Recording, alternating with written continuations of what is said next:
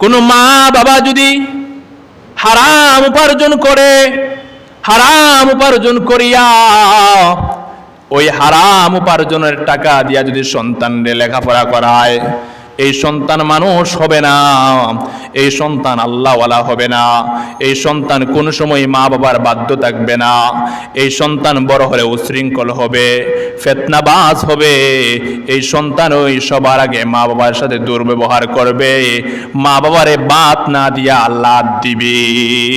কারণ হারাম খাওয়াইয়া সন্তানরে অমানুষ বানাইছো, হারাম খাওয়াইয়া হারামি বানাইছো। এই জন্য সন্তান আপনার সফল হবে না। আপনি আমি যত কাজ করব সব কিছু ইসলাম অনুযায়ী করব। মসজিদে এসে ইসলাম মানলাম, মসজিদ থেকে বের হয়ে গেলে ইসলাম মানলাম না, এটা হবে না, এটা হবে না। মসজিদে যেইভাবে আল্লাহরে ভয় করি, মসজিদে যেইভাবে ইসলাম মানে, ঠিক তেমনি ভাবে বাহিরে গেলে আপনার আমার ব্যবসা বাণিজ্যের মধ্যে, লেনদেনের মধ্যে, মানুষের সাথে কথাবার্তার মধ্যে, আচার আচরণের মধ্যে সব কিছুতে আল্লাহরে ভয় করে এইরকম ইসলাম মানতে হবে। বলেন সুবহানাল্লাহ। আল্লাহ রাব্বুল আলামিন অন্য জায়গায় বলেন, ইয়া আইয়ুহাল্লাযীনা আমানু দুখুলু ফিস-সিলমি কাফা। আল্লাহ রাব্বুল আলামিন বলেন, হে ঈমানদারেরা, হে মুসলমানেরা, তোমরা পরিপূর্ণভাবে ইসলামের ভিতরে প্রবেশ করো। ইসলামের কিছু নিয়ম নীতি মানো, আর কিছু নিয়ম নীতি তুমি মানো না। তোমার কাছে যেটা সহজ লাগে, পছন্দ লাগে, ভালো লাগে, এটা তুমি মানো।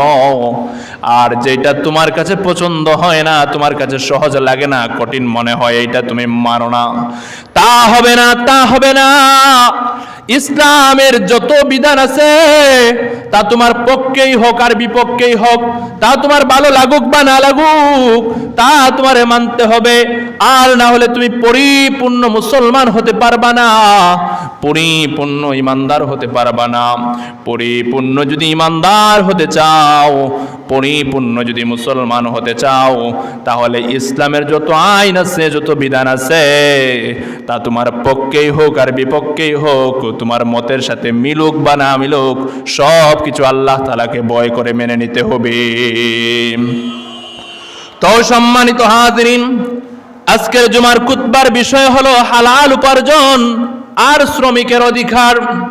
হে মুসলমানেরা, এই দুনিয়ায় যারা আমরা মুসলমান আছি, সবাই আল্লাহর ইবাদত করতে চাই, সবাই আল্লাহর গোলামি করতে চাই। কিন্তু আপনার আমার মধ্যে অনেক মানুষ এমন আছে যাদের খাবারটা পবিত্র না, যাদের খাবারটা হালাল না।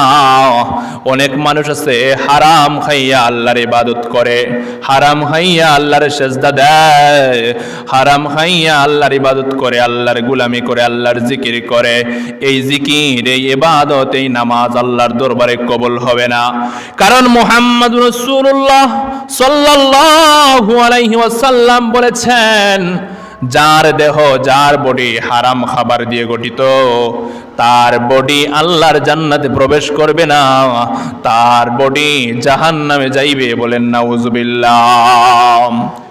এই জন্য মুসলমানের আরে খাবারটারে হালাল বানাইতে হবে, খাবারটারে পবিত্র বানাইতে হইবে। হারাম খাবার খাইয়া কিয়ামতের আগ পর্যন্ত যদি আল্লাহর জিকির করো, আল্লাহর সেজদা দাও, আল্লাহর ইবাদত করো, আল্লাহর গোলামি করো, ওই ইবাদত আল্লাহর দরবারে গ্রহণ হবে না, ওই ইবাদত আল্লাহর দরবারে কবুল হবে না। এই কারণেই হালাল খাবার তোমারে খাইতে হবে। আল্লাহ রাব্বুল আলামিন বলেন, ইয়া আইয়ুহান নাসু কুলু মিম্মা ফিল আরদি হালালান তাইয়্যিবা। আল্লাহ রাব্বুল আলামিন বলেন, হে মানব মণ্ডলী, হে পৃথিবীর মানুষেরা, আমি আল্লাহ রাব্বুল আলামিন এই পৃথিবীর মধ্যে যা কিছু তোমাদের জন্য হালাল করে দিয়েছি, উত্তম করে দিয়েছি, রুচিশীল করে দিয়েছি, তা থেকে তোমরা খাবার খাও, তা থেকে তোমরা গ্রহণ করো, হারাম খাবার খাইও না। আল্লাহ রাব্বুল আলামিন এখানে বলেছেন ইয়া আইয়ুহান নাস।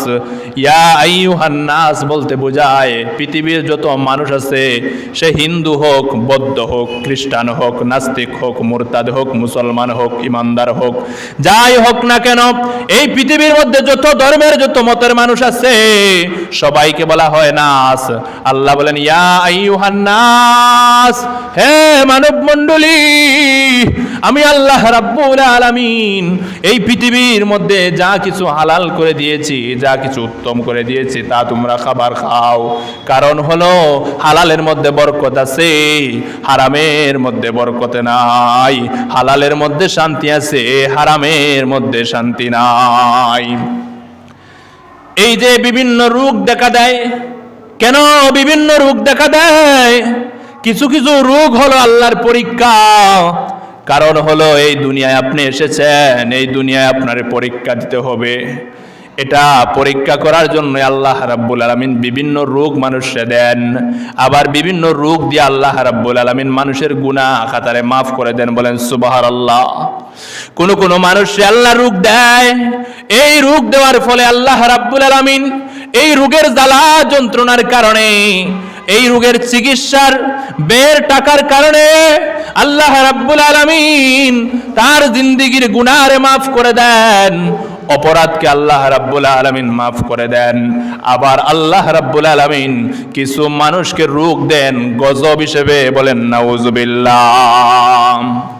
হারাম খাইয়া বডি বানাইছে, হারাম উপার্জন করে, হারাম উপার্জন কইরা টাকার পাহাড় বানাইছে, ব্যাংক ব্যালেন্স তৈরি করছে। আল্লাহ রাব্বুল আলামিন এই হারাম টাকারে ধ্বংস করার জন্য এমন এক রোগ তার শরীরের মধ্যে দিয়েছেন, লক্ষ লক্ষ টাকা খরচ করে কিন্তু রোগ আর ভালো হয় না। শেষ পর্যন্ত দেখা যায় বিটা বাড়ি বেসিয়া সব উজাড় হয়ে যায়, সব শেষ হয়ে যায়। সারাটা জীবন চাকরি করে হাইরে দিন রে রাত বানায়, দিন রে রাত বানায়, রাত্রে দিন বানায়, হাইরে খায়া না খায়া অফিস আদালতে দৌড়ায়, কত পরিশ্রম করে শেষ বয়সে পেনশন পায়, লক্ষ লক্ষ টাকার পেনশন পায়। এখন মনে মনে ভাবে এখন আরামে থাকবো, এখন আর সকালবেলা ওইটা চাকরির জন্য দৌড়াইতে হবে না, অফিস আদালতের ডিউটির জন্য দৌড়াইতে হবে না। কিন্তু দেখা যায় আল্লাহ রাব্বুল আলামিন শরীরের মধ্যে এমন এক রোগ দিয়েছেন, আর শান্তি নাই, শান্তি নাই। যেই লক্ষ লক্ষ টাকার পেনশন পাইছে, এই টাকাগুলাও দেখা যায় এই চিকিৎসা খাতেই ব্যয় হয়ে যায়। বলেন নাউজুবিল্লাহ। কেন? হারাম রুজি করেছো, ইচ্ছে মতো ঘুষ খাইছো, ইচ্ছে মতো অবৈধ রুজি করেছো, এসি রুমে বসে বসে 5 টাকার কলম দিয়ে সই করে কোটি কোটি টাকা, লক্ষ লক্ষ টাকা ব্যাংক ব্যালেন্স করে নিয়েছো নিজের নামে। মানুষের মাল আত্মসাৎ করেছো, মনে করেছো টাকাই সব, টাকাই শান্তি, টাকাই সব কিছু। কিন্তু দেখা যায় শেষ বয়সে সব জিরো তোমার। এমন এক রোগ আল্লাহ দিছে, টাকা তো টাকার রাস্তা দিয়ে যায়, কিন্তু দেখা যায় পরিবারের কেউ তোমার সময় দেয় না, স্ত্রীও তোমার পাশে আসে না, সন্তানও তোমার পাশে আসে না। এমন ফ্যামিলি পাইছি গালিগালাজ করে বুড়া কেন মরে না, বুড়ারে কি আল্লাহর গজবে দেখে না, আল্লাহর আজরাইলে দেখে না। তখন মানুষ অশ্লীল ভাষায় দেখা যায় ওই ব্যক্তিটারে গালিগালাজ করে, যেই ব্যক্তিটা সারাটা জীবন গাদার মতো পরিশ্রম করিয়া টাকা উপার্জন করেছে, পরিবারের সবাইরে সুখী রাখার জন্য কত কষ্ট করেছে, কত শ্রম দিয়েছে, কিন্তু শেষ বয়সে এমন রোগ হয়েছে এখন আর হাঁটতে পারে না, এখন আর চলতে পারে না, বিছানার মধ্যে পায়খানা করে প্রস্রাব করে। ঘরের মানুষ তার সেবা যত্ন করতে করতে বিরক্ত হইয়া মনে মনে বলে এই বুড়া কেন মরে না, এই বুড়ারে কি আজরাইলে দেখে না, আজরাইল কি আমাদের বাড়ির রাস্তা ছিঁড়ে না, এইরকম গালি গালাজ করতে থাকে। এই জন্য মুসলমানেরা হালাল খাবার খাইবেন, হালাল উপার্জন করবেন, দেখবেন শেষ বয়সে হঠাৎ করে মৃত্যু হয়ে যাবে। কাউকে কষ্ট দেওয়া লাগবে না, কারো বোঝা হওয়া লাগবে না। হঠাৎ করে এই কালেমার সহিত তোমার মৃত্যু হবে, তখন দেখবা তোমার পরিবারের সবাই তোমার নিয়ে আফসোস করবে, হাই রে কিছু সেবা যত্ন করতে পারলাম না, আমার বাবা আমার মা সারাটা জীবন কষ্ট করেছে আমাদের জন্য, কিন্তু 2 সপ্তাহ 1 সপ্তাহ 15 দিন 1 মাস ওনার সেবা যত্ন আমরা করতে পারলাম না। হঠাৎ করে বুকের মধ্যে একটা ব্যথা নিয়ে কালেমা পড়তে পড়তে বিদায় নিয়ে চলে গেছে, তখন আলেওয়ালা সবাই তোমার জন্য দোয়া করবে। এই জন্য হালাল রুজি করো, হালাল খাও। হালাল উপার্জন করতে গিয়া যদি প্রতিদিন ডাল ভাত খাও, তার মধ্যেও বরকত আছে, তার মধ্যেও রহমত আছে। কিন্তু হারাম উপার্জন করিয়া প্রতিদিন দুধ কলা দিয়া ভাত খাও, প্রতিদিন কুরমা পোলাও দিয়া ভাত খাও, তাতে শান্তি হবে না, দুনিয়ায়ও শান্তি হবে না, পরকালেও মুক্তি হবে না। বলেন নাউজুবিল্লাহ।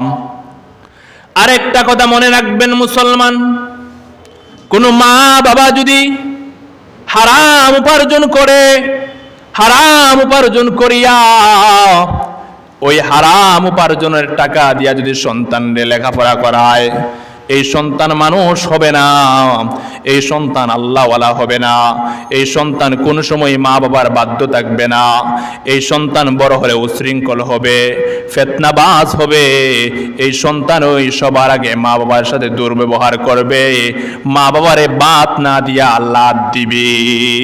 কারণ হারাম খাওয়াইয়া সন্তানরে অমানুষ বানাইছো, হারাম খাওয়াইয়া হারামি বানাইছো।